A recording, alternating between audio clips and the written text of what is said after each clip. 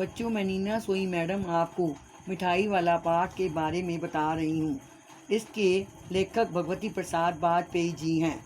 इस कथा में के माध्यम से लेखक भगवती प्रसाद वाजपेयी ने बच्चों के प्रति स्नेह ममत्व आदि का महत्व दिखाया है।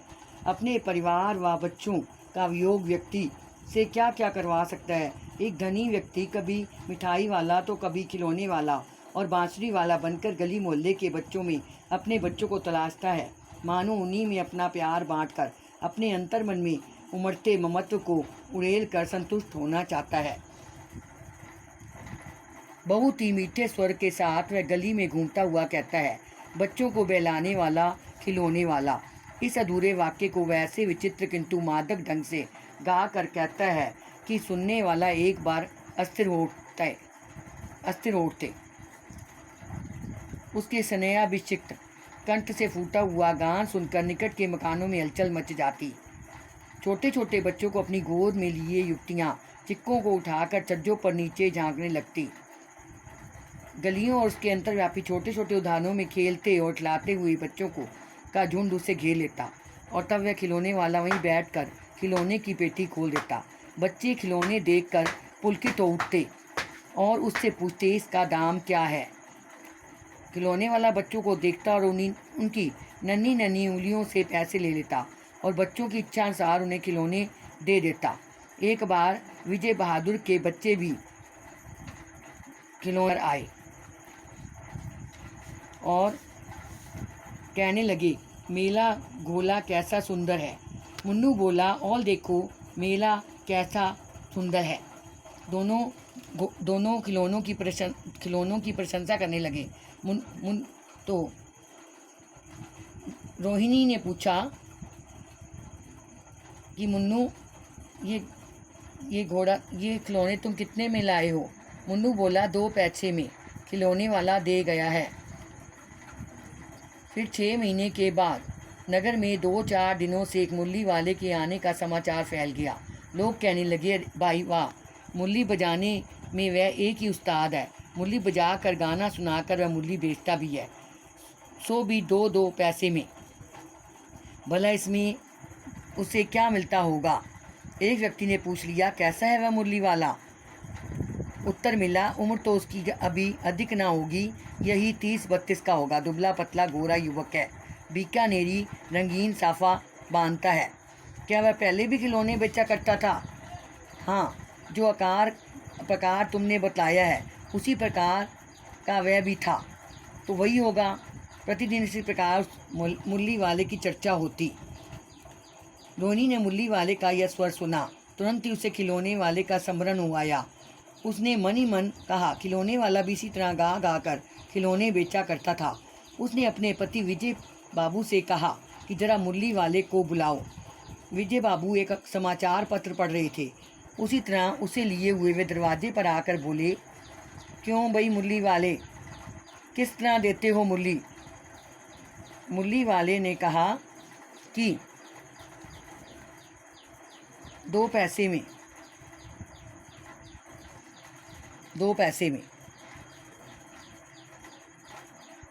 वैसे तो 3-3 पैसे के हिसाब से है, पर आपको 2-2 पैसे में ही दे दूंगा।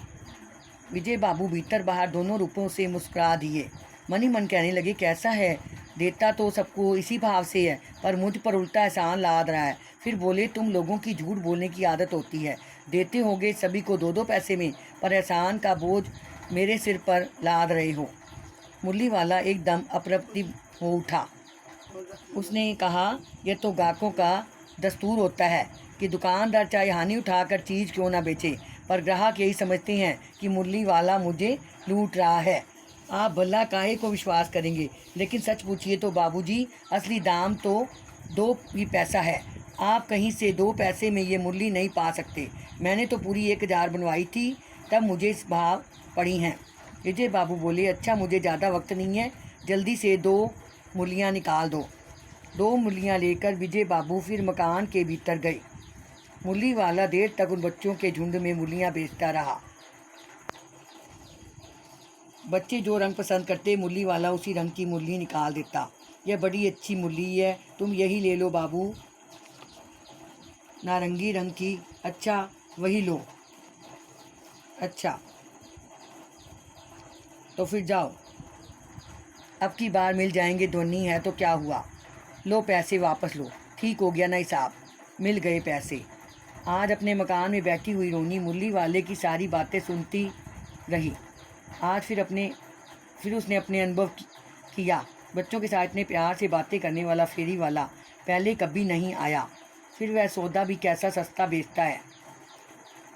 इस प्रकार बीतते बीतते समय बीत गया। 8 मास के बाद सर्दी के दिन थे। रोहिणी स्नान करके मकान की छत पर चढ़कर आजानू लंबित केश राशि सुखा रही थी। उसने मिठाई वाले का स्वर सुना। उसने कहा कि ये स्वर तो जाना पहचाना लगता है।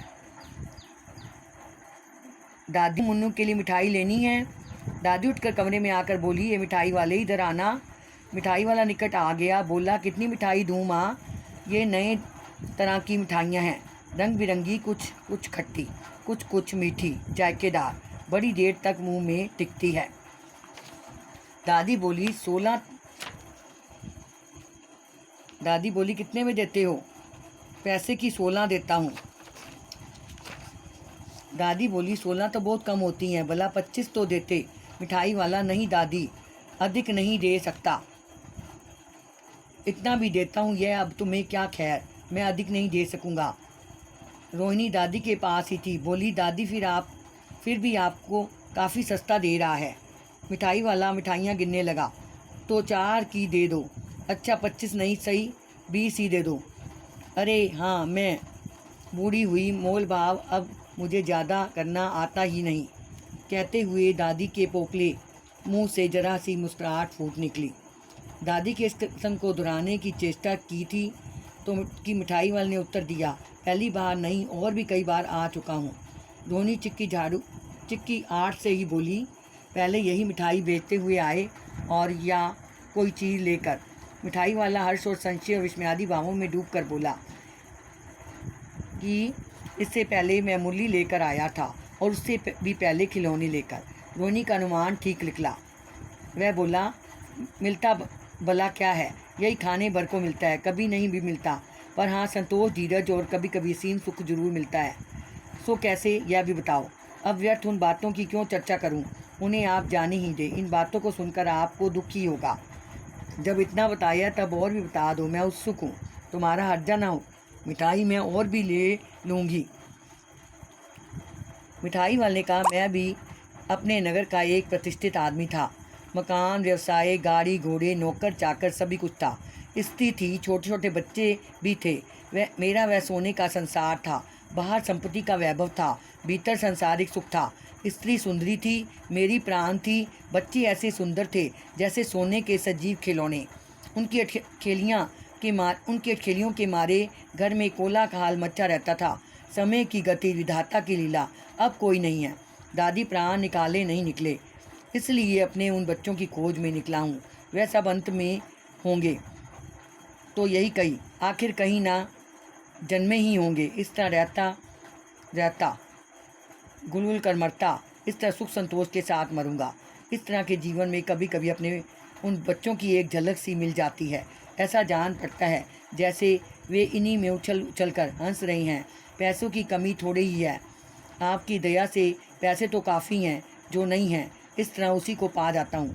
रोहिणी ने अब मिठाई वाले की ओर देखा। उसकी आंखें आंसुओं से तर हैं। उसी समय चुन्नू मुन्नू आ गए। रोहिणी से लिपट कर उसका आंचल पकड़कर बोले, अम्मा मिठाई मुझसे लो। यह कहकर तत्काल कागज़ की 2 पुड़ियाँ मिठाइयों से भरी मिठाई वाले ने चुन्नू मुन्नू को दे दी। रोहिणी ने भीतर से पैसे फेंक दिए। मिठाई वाले ने पेटी उठाई और कहा, अब इस बार ये पैसे ना लूँगा। दादी बोली, अरे अरे ना, अपने पैसे लिए जा भाई।